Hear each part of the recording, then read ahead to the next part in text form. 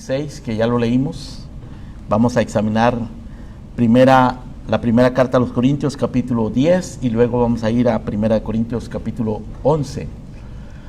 No los vamos a leer en este momento, pero los vamos a leer en el transcurso de nuestra meditación. Estos tres pasajes tienen en común que hablan de la cena del Señor, y ese es nuestro tema en esta tarde: la cena del Señor o la Santa Cena, que es una de las ordenanzas que el Señor Jesucristo dejó instituidas para su iglesia. Él dijo que Él no volvería a tomar la cena del Señor hasta que viniera otra vez en su reino, y que la tomaría junto con todo su pueblo en la presencia del Padre.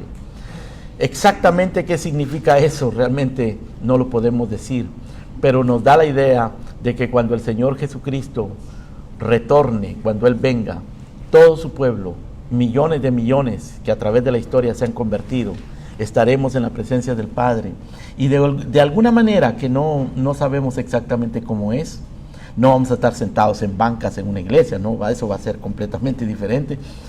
De alguna manera que no la sabemos exactamente cómo es, vamos a tener un memorial glorioso, como lo que hacemos cuando tomamos la cena del Señor. La cena del Señor es un memorial, es para recordar, para traer a nuestra memoria. Y en aquel día traeremos a nuestra memoria también. ¿Por qué razón es que estamos en la eternidad con Dios y vamos a entrar en la eternidad con Dios? Vamos a recordar que todo se debe a la sangre que Cristo derramó en su cruz y a su cuerpo que fue molido por nuestros pecados. Pero justamente la misma noche que Jesús fue entregado, esa noche cuando lo capturaron y luego lo juzgaron y lo sentenciaron injustamente, lo sentenciaron a la muerte y luego lo torturaron, lo humillaron y lo clavaron en una cruz y lo mataron. Esa noche, antes de que eso sucediera, el Señor instituyó lo que conocemos como la Cena del Señor, como la Santa Cena. Él estableció y le pidió a sus discípulos que participaran conmigo en esta pequeña ceremonia que él realizó allí, y luego le pidió a su iglesia, ordenó a su iglesia que lo hiciéramos hasta que Él regresara. Esa es la razón por la que celebramos la Cena del Señor, porque Él la instituyó la noche que fue entregado. Ahora, en estos pasajes que les menciono, Mateo 26, 1 Corintios 10 y 1 Corintios 11, encontramos 4 consideraciones de las cuales nos vamos a ocupar en esta tarde, todas relacionadas con la Cena del Señor. Primero, encontramos la historia de la Cena del Señor. Segundo, encontramos el significado de la Cena del Señor. Tercero, la forma en que se debe realizar la Cena del Señor. Y cuarto, las implicaciones de la Cena del Señor, las implicaciones espirituales de la Cena del Señor. Y espero que con esto podamos comprender mejor por qué realizamos esto y qué implicaciones tiene, cuál es la historia detrás de la Cena del Señor, y cuál es el significado y cuál es la forma en que debemos celebrar la Cena del Señor. Así que esas 4 cosas vamos a considerar en esta tarde. Hagamos una oración, hermanos. Padre, gracias te damos por tu palabra una vez más. Gracias, Señor, por esta bendición. Háblanos, que tu pueblo oye. En el nombre de Jesús. Amén. Mateo 26, al igual que Lucas y Marcos, nos relatan el contexto en el cual el Señor Jesucristo instituyó la Cena del Señor, el momento histórico en el cual tuvo lugar la institución de esta maravillosa ordenanza que los cristianos han guardado por siglos y que se guarda en todas partes del mundo y se seguirá guardando, la Cena del Señor. La historia la encontramos en Mateo 26, aparte de otros evangelios, pero nos vamos a concentrar en lo que nos dice Mateo 26. Esa fue la noche que Él fue entregado. En el Evangelio de San Juan, desde el capítulo número 13 hasta el capítulo número 17, capítulo 13, 14, 15, 16, 17, 5 capítulos del Evangelio de San Juan, nos relatan lo que sucedió aquella noche, la conversación que Cristo tuvo con sus discípulos esa noche. Él les alentó, les prometió que no los iba a dejar huérfanos, les prometió que iba a enviar el Espíritu Santo, los consoló, oró por ellos, les dijo cuál era el más grande mandamiento, el mandamiento del amor, y les hizo muchas promesas, porque tenía que dejarlos preparados. Esa noche Él iba a ser entregado, y ellos no estaban esperando eso. Los discípulos no estaban esperando eso. Las veces que el Señor había querido explicarles y que se había referido a su muerte, ellos siempre le cambiaban el tema.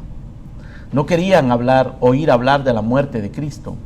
En una ocasión Pedro lo tomó aparte a Cristo y le dijo: Señor, no sigas hablando de eso, no se te ocurra que tú vas a morir, no lo vamos a dejar. Y el Señor le dijo: apártate de mí, Satanás, porque tú no conoces las cosas que son de Dios, sino las de los hombres. Entonces esa era la mentalidad de los discípulos. Pedro estaba representando allí la mentalidad de los discípulos. Ellos no querían oír hablar de la muerte. Así que el Señor esa noche les dijo: no se turbe vuestro corazón, ni tenga miedo. Porque ellos estaban turbados y tenían miedo. Sabían que algo raro estaba pasando, algo malo iba a suceder. No querían pensar en eso. Y el Señor los prepara. Así que esa noche los reúne, conversa con ellos. Y entre otras cosas, les dice algunas cosas muy terribles y muy serias. En el capítulo 26 de Mateo, verso 21, les dice que mientras comían esa noche, lo que se conoce como la Santa Cena o la Última Cena, la Última Cena más bien, mientras comían, dice el capítulo 26, verso 21, les dijo: de cierto digo que uno de vosotros me va a entregar. Y entristecidos en gran manera comenzó cada uno de ellos a decir: ¿soy yo, Señor? Y él respondió y dijo: el que meta la mano conmigo en el plato, ese me va a entregar.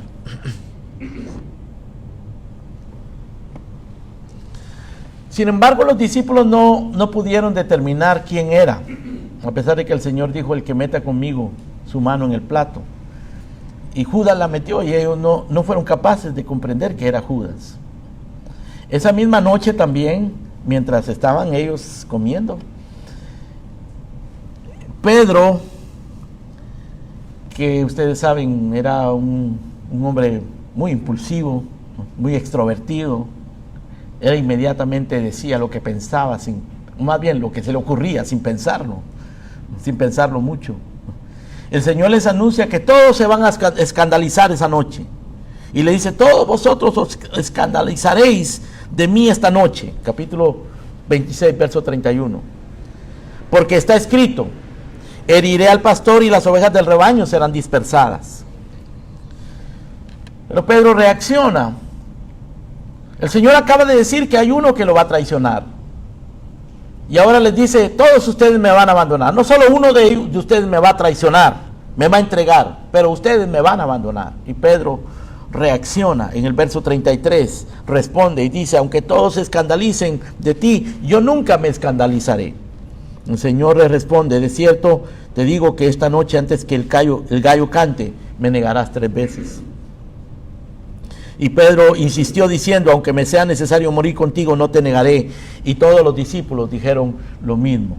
Ignorancia completa, torpeza, orgullo, autosuficiencia. Eso es lo que había allí en esa mesa, en esos discípulos. Pero el Señor los está preparando en su ignorancia, en su torpeza, en su autosuficiencia. El Señor los está preparando. El Señor es muy paciente, hermanos. Él siempre está preparándonos a nosotros, siempre nos está hablando, nos está indicando las cosas como son. Nosotros no aceptamos la realidad. Nosotros somos evasivos por naturaleza de la realidad de las cosas. Así eran los discípulos, así era el pueblo de Israel, así somos nosotros. El Señor pacientemente está allí. Les dice, uno de nosotros me va a entregar y todos ustedes me van a abandonar. Y Pedro le dice, yo no te voy a abandonar. Le dice, tú me vas a negar.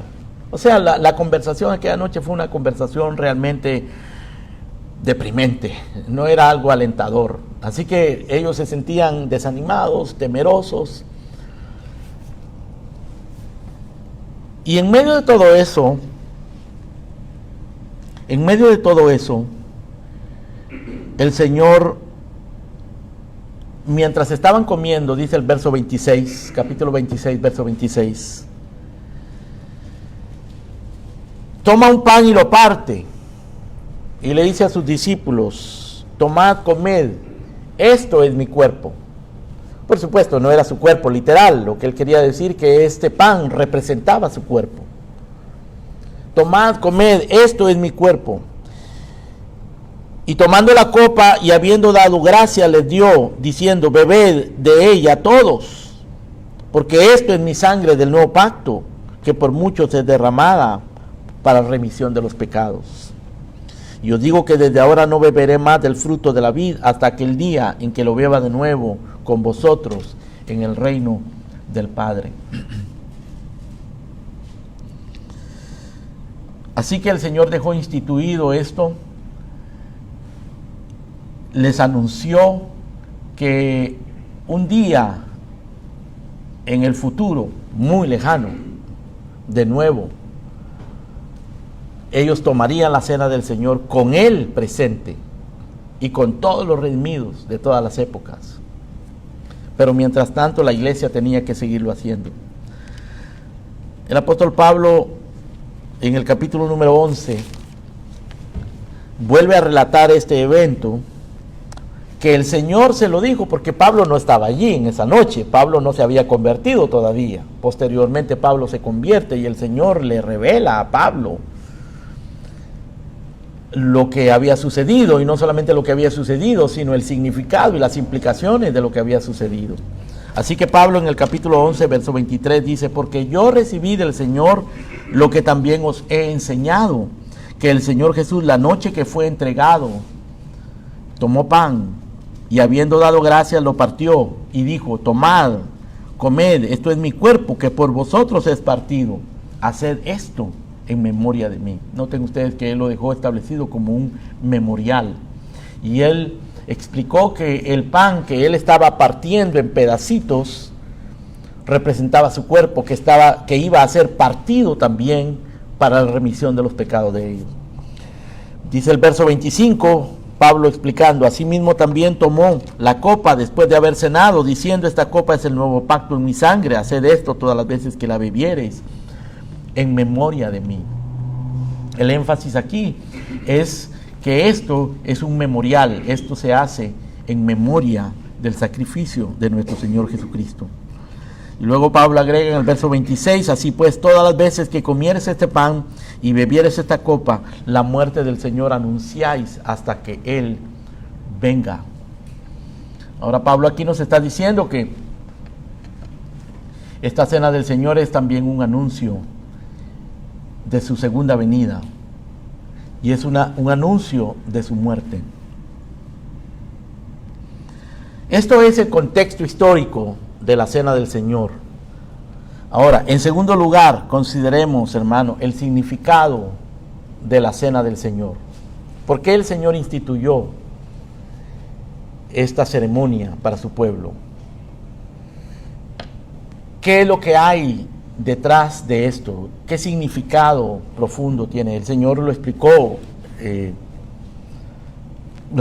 en términos generales cuando dijo, esto es mi cuerpo que por vosotros es partido. Y esta es la sangre del nuevo pacto. Ahí está explicando en términos generales lo que eso significa. Pero Pablo nos explica un poco más profundamente en el capítulo 10 de Primera de Corintios. En el verso número 16, Pablo dice, la copa de bendición que bendecimos, ¿no es la comunión de la sangre de Cristo? El pan que partimos, ¿no es la comunión del cuerpo de Cristo? Siendo uno solo el pan, nosotros con ser muchos somos un cuerpo, pues todos participamos de aquel mismo pan. Ahora, lo que Pablo está haciendo aquí en el capítulo 10, hermano, es interpretando este evento histórico de la institución de la Cena del Señor. Y él se refiere a la copa como la copa de bendición, así lo dice en el verso 16, capítulo 10 de Primera de Corintios. La copa de bendición. Dice, la copa de bendición que bendecimos. En otras palabras, él está diciendo, esto es algo muy sagrado. Esto nosotros lo bendecimos. Nosotros agradecemos a Dios, honramos a Dios, bendecimos a Dios. Y hacemos esto delante de Dios. Y esto es una copa de bendición. La copa del jugo de la vid. La copa que nosotros tomamos acá. La copa que el Señor tomó allá. La copa de bendición. La copa que representa la sangre de Cristo. Sangre que ratificó, selló, confirmó el pacto. La sangre del nuevo pacto, así le llama el Señor. En el verso número 25 del capítulo 11. Esta copa es el nuevo pacto en mi sangre, dijo el Señor. Pero es copa de bendición y nosotros la bendecimos. Es la copa, la sangre, la copa, el nuevo pacto en mi sangre. Ahora, hermanos, la palabra pacto tiene profundas raíces en la teología bíblica, en la vida espiritual del pueblo de Dios. Porque Dios se relaciona con su pueblo a través de un pacto.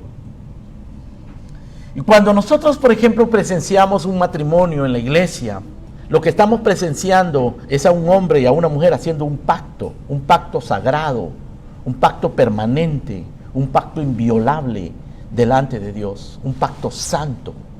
Cuando un hombre y una mujer se casan, están entrando en un pacto. Un pacto en el cual estos dos dejan de ser dos y se convierten en uno, una sola carne. Un pacto en el cual ambos tienen obligaciones, responsabilidades y privilegios. Es un pacto que los une indisolublemente. Lo que Dios unió, no lo separa el hombre. Y el apóstol Pablo dice que el matrimonio refleja la relación entre Cristo y su iglesia. El matrimonio es un misterio porque refleja la relación entre Cristo y su iglesia. Y una de las cosas más importantes que el matrimonio refleja, hermanos, es el hecho de que Dios se relaciona con su iglesia, con su pueblo, con nosotros, a través de un pacto. No es una relación casual, no es una relación superficial. Es un pacto.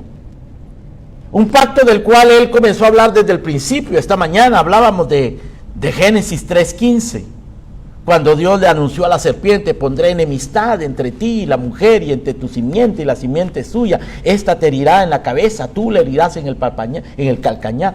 Dios estaba hablando ahí de una simiente que iba a derrotar a la serpiente.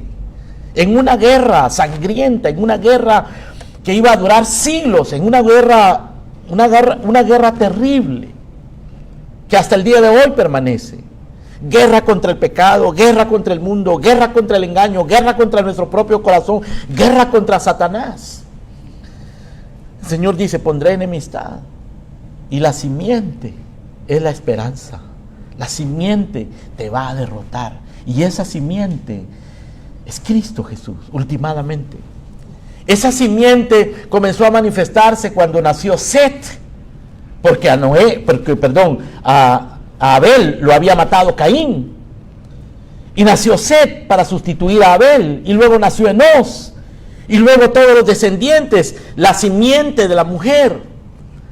Y cuando Dios llama a Abraham de Ur de los Caldeos, y lo llama mientras que el mundo se está desviando completamente, dándole las espaldas a Dios, rebelándose contra Dios en aquella torre de Babel, Dios llama a Abraham y le dice: deja tu tierra y tu parentela, porque yo voy a hacer una nación contigo, voy a hacer un pacto contigo. Y Dios hace un pacto y le dice: en ti, Abraham, serán benditas todas las familias de la tierra, en ti serán benditas todas las naciones de la tierra. Dios hace un pacto, le promete un hijo. Por cierto, Abraham estaba viejo, tenía 75 años, su mujer tenía 65 años.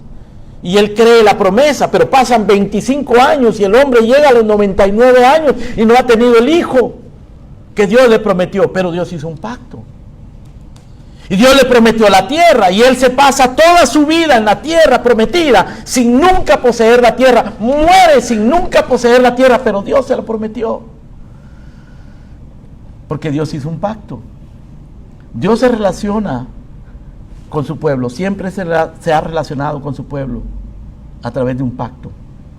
Y ese pacto siempre ha requerido sangre. En el capítulo 15 de Génesis encontramos que cuando Abraham le pregunta: Señor, ¿qué me vas a dar? Porque ando sin hijo, tú me prometiste un hijo y han pasado muchos años y no tengo el hijo. Y la tierra, ¿cómo sé que voy a poseer la tierra? Dios le dice: tráeme animales y los partes en dos, y yo vendré y hablaré contigo. Y Dios hace un pacto ese día con Abraham. La manera en que Dios le responde sus preguntas ansiosas a Abraham. La manera en que Dios calma las dudas, la ansiedad, la impaciencia, el temor de Abraham es haciendo un pacto. Oh, hermanos, el pacto calma nuestros temores, nuestras ansiedades. No tenemos la respuesta a todas las preguntas y a todos los conflictos que se nos presentan en la vida, pero tenemos un pacto fiel, de un Dios fiel, que no nos va a fallar. Y aquella noche el Señor les dice: mi sangre va a ser derramada. Yo quiero que ustedes recuerden esto siempre. Esta sangre es la sangre del nuevo pacto. Ese nuevo pacto no es un pacto diferente.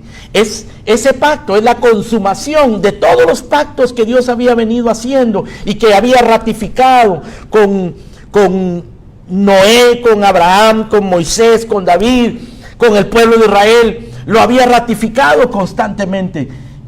Por cierto, siempre que Dios hizo pacto con ese pueblo, el pueblo quebrantaba el pacto, pero Dios nunca quebrantó su promesa. Dios siempre fue misericordioso, paciente, fiel. Eso está ilustrado en la historia de Oseas, cuando Dios manda a Oseas a casarse con una mujer adúltera, fornicaria. Y Oseas se casa con esa mujer fornicaria que nos representa a nosotros. Y aquella mujer fornicaria, ¿qué hizo cuando estuvo casada? Fornicó, pecó, se fue con otros hombres. ¿Y qué le dice Dios a Oseas? Oseas, ve y ama a esa mujer adúltera, ámala. Y Oseas va y busca a aquella mujer adúltera y la ama. La ama por mandato de Dios, pero la ama también por la gracia de Dios, porque Dios interviene en el corazón de aquel hombre y le pone amor por esa mujer adúltera. Y Dios le dice: así como tú amas a esa mujer adúltera, así yo amo a mi pueblo Israel. ¿Por qué? Porque Dios es fiel a su pacto. Así que cuando vemos a un hombre y a una mujer en matrimonio, uniéndose en matrimonio, queridos esposos y esposas, ese matrimonio suyo es la cosa más sagrada que existe en la vida. Es algo que tenemos que cuidar, es algo que tenemos que poner delante de Dios. Esta mañana hablábamos de eso. El secreto de la bendición está en que la presencia de Dios esté con nosotros y en que nosotros tengamos prioridades. Primero, que temamos a Dios, que cuidemos de nuestra familia, de nuestra esposa, de nuestros hijos. Así es como Dios lleva adelante sus propósitos, a través de pactos entre nosotros. Por eso es que la iglesia local, iglesias como la nuestra, hermano, necesitan una membresía.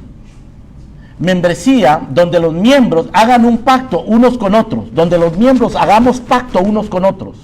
Asistir a la iglesia no es simple, no debe ser una cuestión casual, una cuestión de que nosotros decidimos cuándo y cómo. No, tiene que ser un pacto entre nosotros, sometidos a la palabra de Dios. Porque nuestra relación, la relación de Cristo con nosotros es una relación de pacto. Y para que ese pacto se consumara, el Señor entregó su cuerpo a la muerte y derramó su sangre. Por esa sangre Él puede perdonar nuestros pecados, por esa sangre Él nos puede adoptar, por esa muerte Él nos puede dar vida, Él nos ha dado vida. Y por esa obra redentora, nosotros somos la esposa de Cristo. Entramos en un pacto con Él. Así que cada vez que nosotros celebramos la cena del Señor, estamos rememorando ese pacto. No solo la muerte de Cristo, pero lo que la muerte de Cristo implica, la consumación del pacto. Cuando el Señor Jesucristo dijo, consumado es, Él estaba hablando de esa obra redentora y de la consumación y la confirmación y el sello de ese pacto, que hoy nosotros nos referimos a Él como el nuevo pacto. Así que el apóstol Pablo en el capítulo 10, verso 16 nos explica: la copa de bendición que bendecimos no es la comunión de la sangre de Cristo, el pan que partimos no es la comunión del cuerpo de Cristo. La copa de bendición que bendecimos no es la comunión de la sangre de Cristo, el pan que partimos no es la comunión del cuerpo de Cristo. Lo que Pablo está diciendo acá, hermanos queridos, es que esa sangre y ese cuerpo es lo que hace posible el milagro de nuestra unión con Cristo. Porque es un milagro, la unión de los creyentes con Cristo. Es un milagro, estar unido a Cristo.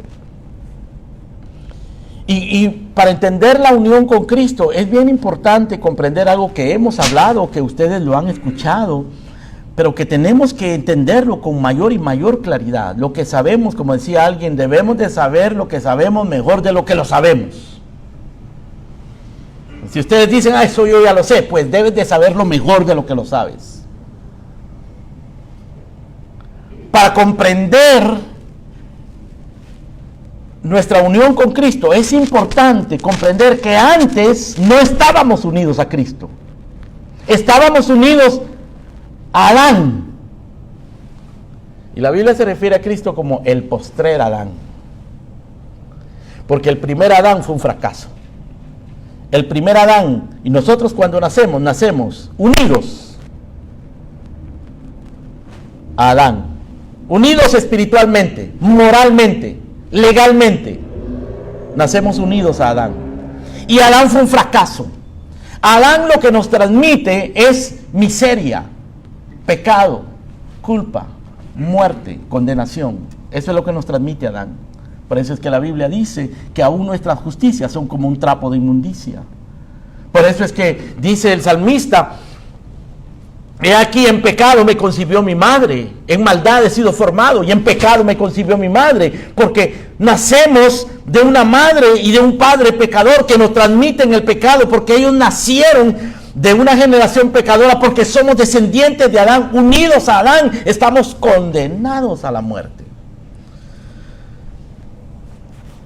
Pero la sangre de Cristo, su cuerpo molido en la cruz, hace posible el milagro de que nosotros seamos separados de Adán y unidos a Cristo. Nuestra unión con Cristo. Pablo dice acá en el verso 16: la copa de bendición que bendecimos no es la comunión de la sangre de Cristo, y el pan que partimos no es la comunión del cuerpo de Cristo. Comunión de la sangre, comunión del cuerpo. Por eso Pablo dice en Romanos capítulo 6 que nosotros, los que hemos sido bautizados en Cristo, hemos muerto conjuntamente con Él. Estamos muertos. Estamos muertos a Adán. Estamos muertos al pecado. Estamos muertos a la condenación, a la ley. Y estamos vivos en Cristo para Dios. Estamos vivos a la justicia. Tenemos nueva vida, porque estamos unidos a aquel que es la vida, unidos a Cristo por su sangre. Ese es el significado de la cena del Señor. Y vean lo que dice el verso 17, capítulo 10, verso 17 de 1 Corintios. Siendo uno solo el pan, nosotros, ¿quiénes son nosotros? Los cristianos, los que estamos en ese pacto, los que se han arrepentido de sus pecados y han creído en Cristo, y viven para Cristo, y obedecen a Cristo, y aman a Cristo, y luchan contra el pecado. Siendo uno solo el pan, nosotros, con ser muchos, somos un cuerpo, pues todos participamos de aquel mismo pan. Pablo, a la vez que está hablando aquí simbólicamente, está hablando espiritualmente de nuestra unión con Cristo. Está diciendo que cuando comemos el pan en la cena del Señor, que es un solo pan que es partido en muchos pedacitos y todos participamos de él, estamos participando de Cristo, que es el pan de vida. Somos, dice, es uno solo el pan. Nosotros somos muchos, pero somos un cuerpo, pues todos participamos de ese mismo pan. Somos ese pan. Por la sangre somos en Cristo esa vida. Somos uno con Cristo. Estamos unidos a Cristo. Y lo que estamos evidenciando y manifestando y expresando cuando celebramos la cena del Señor, lo que estamos rememorando, hermanos, es nuestra unión con Cristo, su muerte redentora, su muerte que selló el pacto para que nosotros hoy seamos uno. Y noten ustedes que aquí Pablo está diciendo que somos uno con Cristo, pero también está diciendo que somos uno entre nosotros. Vengan conmigo, por favor, a Romanos, capítulo 12.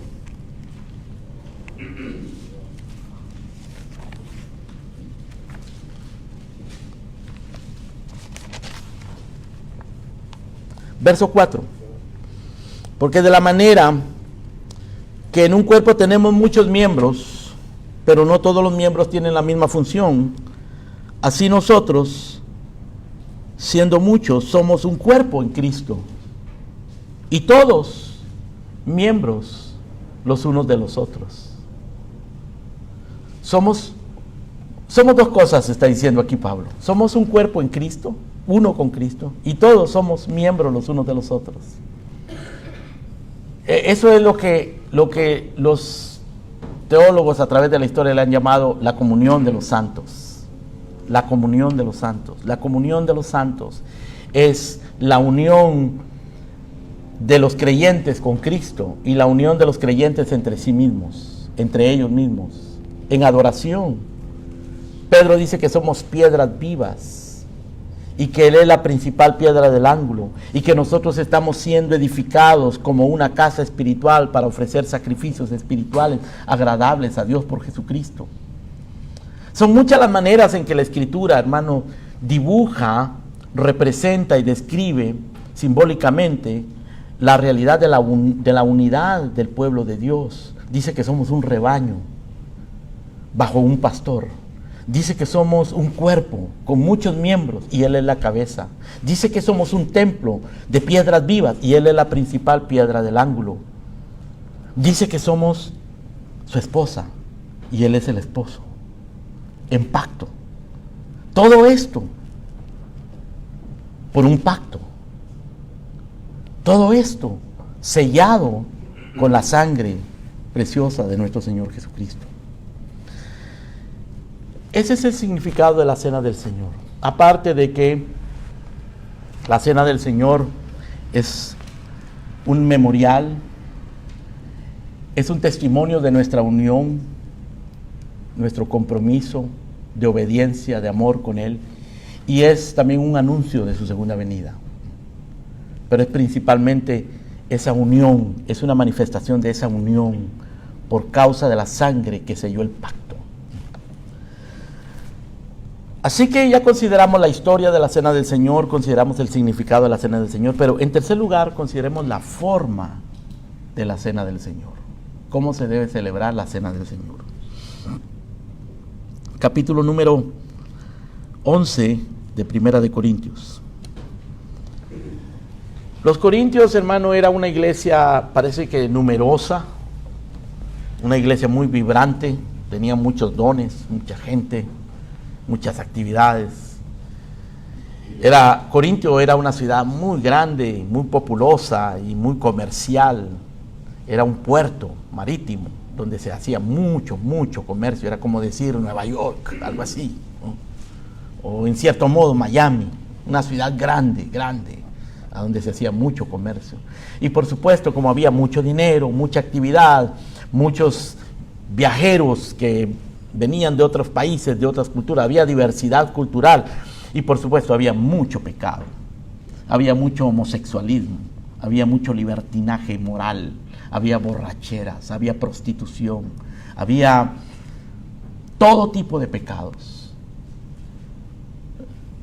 Porque los tiempos de ahora no son peores que los de antes, hermano. Antes también eran tiempos muy malos. A veces yo oigo a personas mayores decir, es que la música de antes era música buena. No era música buena, era música de borrachera, de adulterio, de fornicación. La música de antes. Es que los boleros de antes eran... No.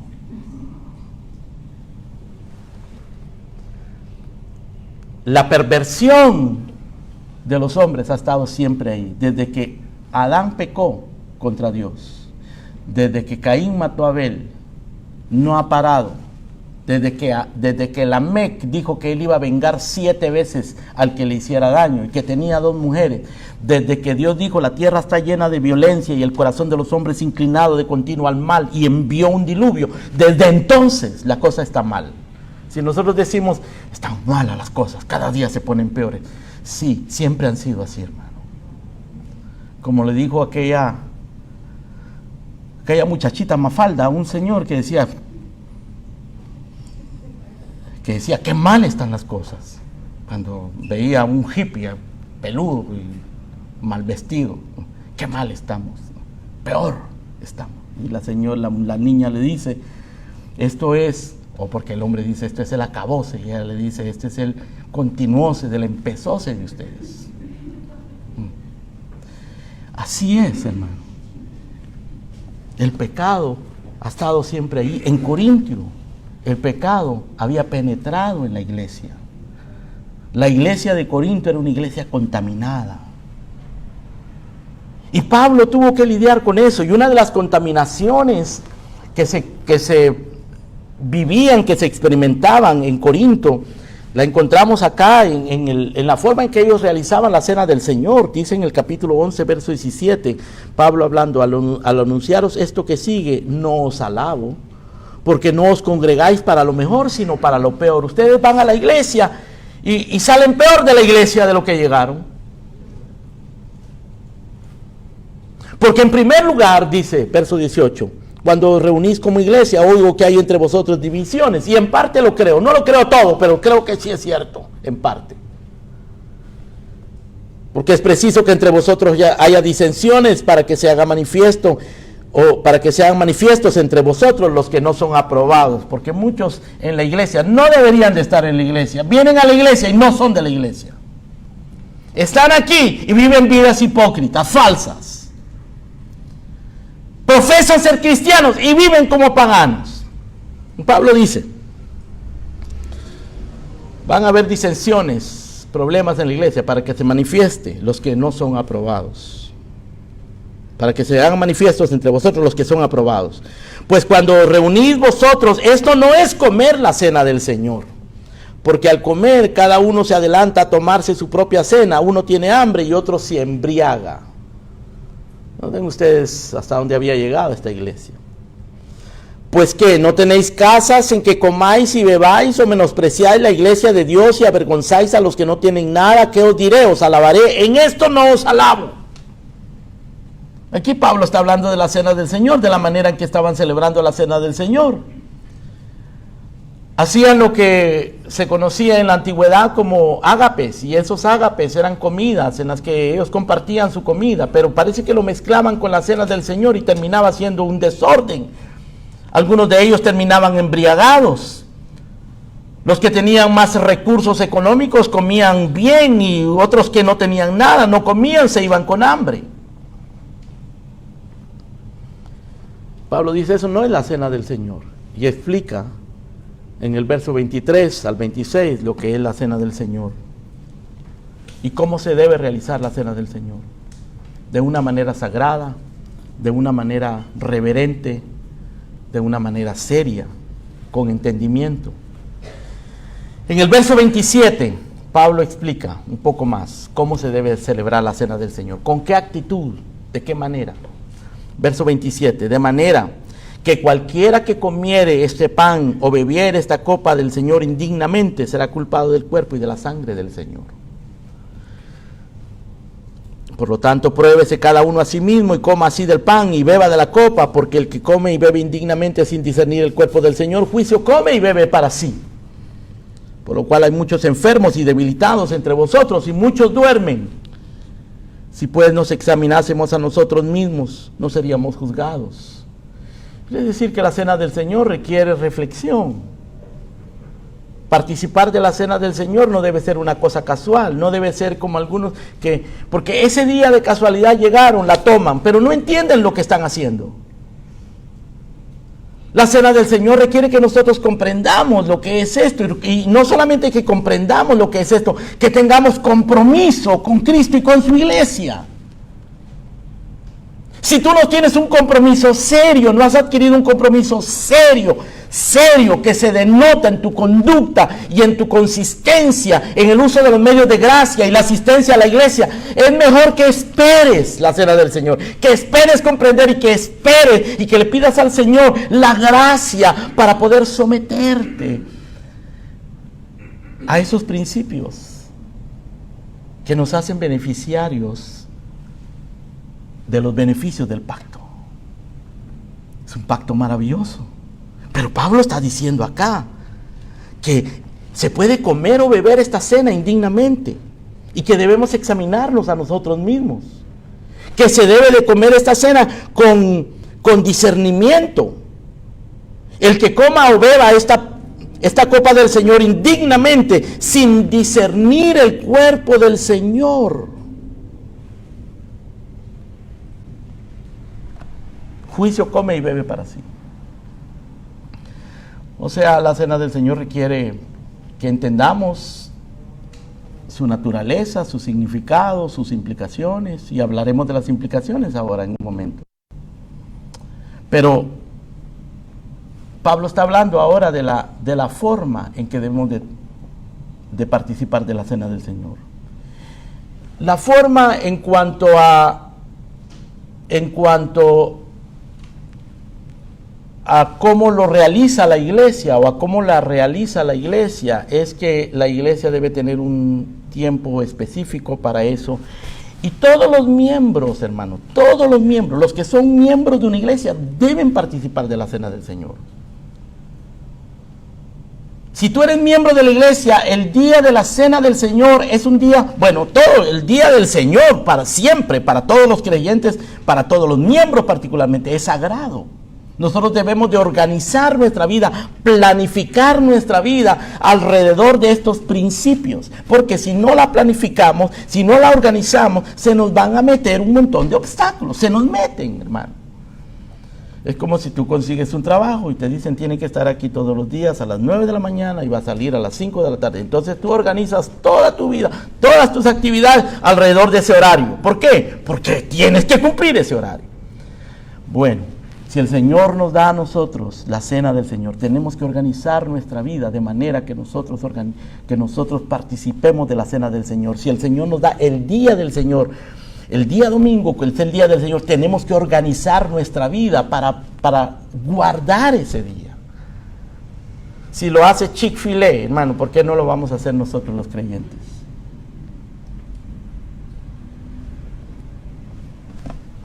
Para los que no saben lo que es Chick-fil-A, por si hay alguien que vino de la luna, es un restaurante cristiano, o sea, los dueños son cristianos, no sabemos si los herederos lo van a hacer, porque Walmart, por ejemplo, antes era cristiano, no abría los domingos, y hoy día el domingo entero está abierto hasta la medianoche. Pero hasta el día de hoy, por lo menos, esa es una de las pocas instituciones, hay unas cuantas más, muy pocas, que por principio no abren los domingos. por principio cristiano. La cena del Señor tiene que ser hecha con discernimiento. Cuando participamos de la cena del Señor, hermanos queridos, tenemos que mirar hacia adentro, examinarnos a nosotros mismos, ponernos delante del Señor, abrirnos, arrepentirnos de nuestro pecado, confesar nuestras faltas. Tenemos que mirar hacia atrás, hacia el pasado, y ver a Cristo, porque siempre que miremos dentro de nosotros mismos vamos a encontrar manchas allí, faltas. Pero entonces tenemos que mirar hacia la cruz, hacia la sangre. Tenemos que mirar hacia el cuerpo de Cristo y refugiarnos allí, en esa gracia, en esa sangre. Y tenemos que mirar también hacia el futuro, porque un día el Señor prometió que todos juntos participaremos de esto. Un día en el reino de Dios, todos juntos con Él lo recordaremos, lo celebraremos. Así que cuando participes de la cena del Señor, mira para adentro. Pero cuando mires para adentro, uno sale maltrecho cuando mira para adentro. Es vergonzoso mirar para adentro. Por eso muchas veces no lo queremos hacer. Pero puedes entonces mirar hacia la cruz, como Josué, que estaba vestido con vestiduras viles y Satanás estaba allí para acusarlo. Pero el Señor lo limpió y lo vistió de vestiduras de gala. Lo limpió. Mira que he limpiado tu pecado. Él limpia el pecado. La manera de participar dignamente de la cena del Señor es mirando hacia nosotros y refugiándonos en la cruz de Cristo. Y mirando hacia el futuro y luchando contra el pecado. Así es la manera de participar de la cena del Señor. Por último, hermanos, las implicaciones de la cena del Señor. Ya hablamos de la historia de la cena del Señor, el significado de la cena del Señor, la forma de la cena del Señor. Hablemos de las implicaciones brevemente. Pablo es muy serio acá, hermanos, cuando habla de las implicaciones de la cena del Señor. En el capítulo 10, verso 21, por ejemplo, él dice: no podéis beber la copa del Señor. Capítulo 10, verso 21.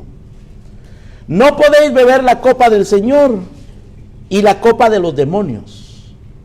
No podéis participar de la mesa del Señor y de la mesa de los demonios. O provocaremos a celos al Señor. ¿Somos más fuertes que Él? Ahora, Pablo estaba hablando aquí de algo específico que sucedía entre los corintios. Los corintios, bueno, como lo dijimos, esa ciudad era una ciudad pagana, llena de idolatría, llena de pecado por todas partes. Y todo lo que vendían allí era pagano, idólatra, incluyendo la comida. La comida que vendían en las carnicerías y que se compraba en cualquier lugar donde se podía conseguir comida, se la ofrecían a los ídolos, especialmente ciertas carnes. Después las ponían a la venta. Y los hermanos le preguntan a Pablo: Pablo, ¿qué hacemos? Esta es comida ofrecida a los ídolos. Pablo les dice: los ídolos no son nada para nosotros. Nosotros tenemos un solo Dios. Esos no son dioses para nosotros. Y tenemos que comer. Así que pueden comer de esa comida. Pero si alguno piensa que no debe comer, si alguno en su conciencia se siente culpable por comer, no coma. Coma legumbres. El que come, coma para gloria de Dios. El que no come, no coma para gloria de Dios. Pero eso era en un sentido, pero en otro sentido, comer de esa comida y participar de esas ceremonias, de esos rituales, porque algunos no solamente comían de eso, sino que participaban de entre los corintios. Y a eso se refiere Pablo cuando dice en el verso 18, capítulo 10: mirad a Israel según la carne, los que comen de los sacrificios no son partícipes del altar. ¿Qué digo pues? ¿Que el ídolo es algo, sea algo lo que se sacrifica a los ídolos? Antes digo que lo que los gentiles sacrifican, a los demonios lo sacrifican y no a Dios. Y no quiero que vosotros os hagáis partícipes de los demonios. Es decir, comer de esa comida sacrificada a los demonios en sí mismo no era malo, pero los los gentiles se lo ofrecían a los demonios, y cuando algún cristiano se hacía partícipe de esos sacrificios, se hacía partícipe de los demonios. Ya no era simplemente estar comiendo o no comiendo, era estar participando del sacrificio pagano. Pablo dice: no podéis comer, no podéis beber la copa del Señor y la copa de los demonios. No podéis participar de la mesa del Señor y de la mesa de los demonios. En otras palabras, Pablo está diciendo: ustedes no pueden vivir mundanamente, carnalmente, paganamente, como paganos, y luego venir con cara de santo a la iglesia a participar de la cena del Señor. Porque acá en la iglesia todos lucimos muy bien, hermano. Aquí en la iglesia todos lucimos pues muy piadosos. Y nosotros sabemos como en nuestra vida, por eso es que nuestra única esperanza es Cristo Jesús. Nuestra única esperanza es refugiarnos en esa sangre, en ese cuerpo, y luchar contra el pecado y obedecer a Dios, porque tenemos la capacidad de hacerlo como cristianos, porque hemos sido hechos aptos para participar de la suerte de los santos en luz, porque tenemos el Espíritu Santo, una nueva naturaleza, porque el Espíritu nos guía hacia eso. Tenemos que vivir esa vida. Nunca la vamos a vivir perfectamente, pero la podemos vivir sinceramente, piadosamente. Entonces Pablo está diciendo: esto de la cena del Señor es algo que ustedes deben de participar de ello de una manera digna. En el versículo 27 del capítulo 11 dice que cualquiera que beba de la copa del Señor indignamente será culpado del cuerpo y de la sangre del Señor. ¿Qué es mejor, hermano? ¿No participar de la cena del Señor o ser culpado del cuerpo y la sangre del Señor? Bueno, les voy a decir lo que es mejor. Lo mejor es participar de la cena del Señor, refugiados en la gracia de Cristo. Lo mejor es participar de la cena del Señor haciendo lo que tenemos que hacer como cristianos, siendo obedientes al pacto, a la vocación a la que hemos sido llamados. Porque si alguien dice: no, yo no la voy a tomar porque yo no vivo bien, pues vive bien. No, yo no la voy a tomar porque yo estoy en pecado, pues arrepiéntete. Yo no la voy a tomar porque es que todavía no me he comprometido, pues comprométete. Es que yo no creo que pueda. ¿No estás convertido? Si estás convertido, puedes. Si no estás convertido, conviértete, arrepiéntete, cree. Pero no pongas excusas.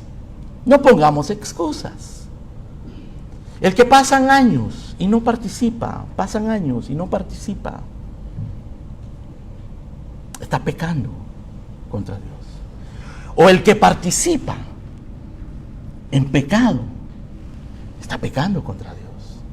La cena del Señor es un llamado, es un medio de gracia para que nosotros nos refugiemos en Cristo Jesús, para que nos arrepintamos de nuestro pecado, para que se abra nuestro entendimiento, para que nosotros tengamos más y más aprecio por ese pacto glorioso, por esa sangre y ese cuerpo que selló ese pacto, el cual estamos rememorando cuando tomamos la cena del Señor. Verso 28, capítulo 11. Pablo dice: por tanto, pruébese cada uno a sí mismo y coma así del pan y beba de la copa. Noten ustedes el lenguaje de Pablo. Él es un lenguaje que invita. Él dice: come, pruébate, pruébese cada uno y coma. No pongas excusas, no digas: no, yo no. Come, pero entiende, comprométete, obedece. Come. Es una invitación, pero examínate, pruébase cada uno a sí mismo, verso 28, y coma así del pan y beba de la copa, porque el que come y bebe indignamente, o sea, sin probarse a sí mismo, sin examinarse a sí mismo, sin arrepentirse, sin comprometerse, sin obedecer, el que come y bebe indignamente sin discernir el cuerpo del Señor. Discernir quiere decir examinar muy cuidadosamente.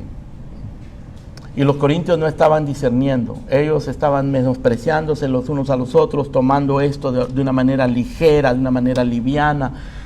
Pablo les dice, si ustedes comen esto sin discernir el cuerpo del Señor, juicio comen y beben para sí. Y Pablo es muy severo, muy estricto acá. En el verso número 30, él dice esto, escuchen esto, hermano, esto no es un invento humano, esto es lo que dice la palabra de Dios. Dice, por lo cual hay muchos enfermos y debilitados entre vosotros, y muchos duermen. O sea que hay gente debilitada espiritualmente por no tomar en serio estas cosas, por no apreciarlas. Los medios de gracia, hermanos, no los podemos despreciar. El día del Señor, la cena del Señor, la oración, la predicación de la palabra, todos esos son medios que nos fortalecen y que debemos de apreciarlos. Pablo dice, algunos están enfermos, otros están debilitados y otros duermen. Duermen quiere decir se han muerto. Y la verdad, hermano, es que eso no sucede muy frecuentemente. Si sucediera frecuentemente, habría muy pocos cristianos. Habríamos muy pocos cristianos. El ejemplo de Ananías y Zafira es un ejemplo muy extraño, porque Dios es lento para la ira, grande en misericordia. Cuántos pecados, cuántas negligencias, cuántas perezas, cuántos menosprecios, cuántas iniquidades nos perdona el Señor. Misericordioso. Pero tenemos que examinarnos. Verso 31. Si pues nos examinamos a nosotros mismos, no seríamos juzgados.